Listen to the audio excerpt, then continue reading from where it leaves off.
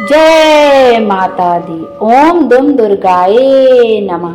सर्वमंगल मांगल्ये शिवे सर्वार्थ साधिके शरण्ये त्र्यंबके गौरी नारायणी नमस्तुते। जय माता दी। आप सभी कमेंट में जय माता दी अवश्य लिखिएगा। आज की वीडियो में हम लोग श्री दुर्गा सप्तशती के 9वें अध्याय का श्रवण करेंगे। चैत्र मास का पावन महीना चल रहा है और इस पावन महीने में चैत्र नवरात्रि पड़ती है। चैत्र नवरात्रि में श्री दुर्गा सप्तशती के 13 अध्यायों का श्रवण करने से हमें मनोवांछित फल की प्राप्ति होती है। अभी तक हमने 8वें अध्याय तक श्रवण किया है। आज हम 9वां अध्याय निशुंभ वध का श्रवण करेंगे। आप माता रानी के तस्वीर के पास या जहाँ पे भी आपने पूजा अर्चना की है, कलश की स्थापना की है, वहीं पर आसन बिछाकर बैठ जाएं और कथा को हाथ जोड़कर सुने, श्रवण करें। यदि ऊन का आसन हो तो और भी अच्छी बात है। यदि ऊन का आसन नहीं है तो जो भी आसन है आप आसन पर बैठ के सच्चे दिल से इस 9वें अध्याय निशुंभ वध का श्रवण करें। राजा ने कहा, हे ऋषिराज, आपने रक्त बीज के वध से संबंध रखने वाला वृतांत मुझे सुनाया। अब मैं रक्त बीज के मरने के पश्चात क्रोध में भरे हुए शुंभ व निशुंभ ने जो कर्म किया वह सुनना चाहता हूँ। महर्षि मेधा ने कहा, रक्त बीज के मारे जाने पर शुंभ और निशुंभ को बड़ा क्रोध आया और अपनी बहुत बड़ी सेना को इस प्रकार सर्वनाश होते देखकर निशुंभ देवी पर आक्रमण करने के लिए दौड़ा। उसके साथ बहुत से बड़े बड़े असुर देवी को मारने के वास्ते दौड़े और महापराक्रमी शुंभ अपनी सेना सहित चंडिका को मारने के लिए बढ़ा। फिर शुंभ और निशुंभ का देवी से घोर युद्ध होने लगा और वह दोनों असुर इस प्रकार देवी पर बाण फेंकने लगे जैसे मोघों से वर्षा हो रही हो।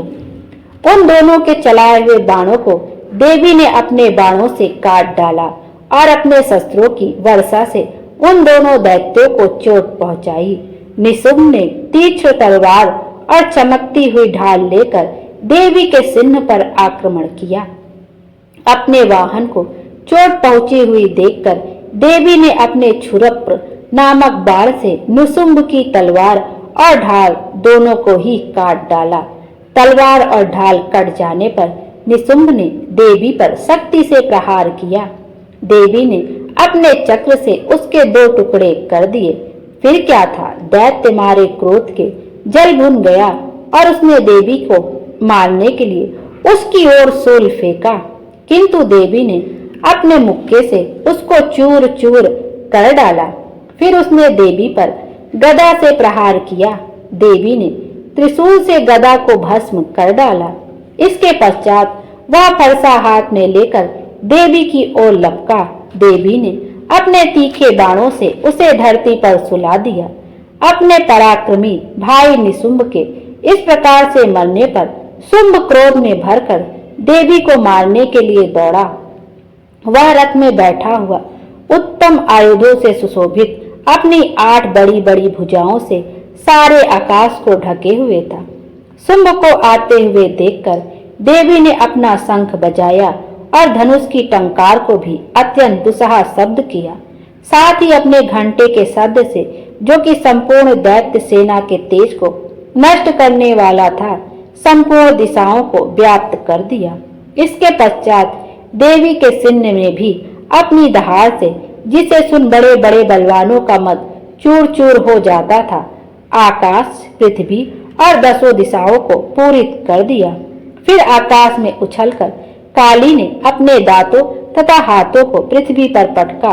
उसके ऐसा करने से ऐसा शब्द हुआ जिससे कि उससे पहले के सारे शब्द शांत हो गए। इसके पश्चात शिवदूती ने असुरों के लिए भय उत्पन्न करने वाला अट्टहास किया, जिसे सुनकर सब दैत्य थर्रा उठे और शुंभ को बड़ा क्रोध हुआ।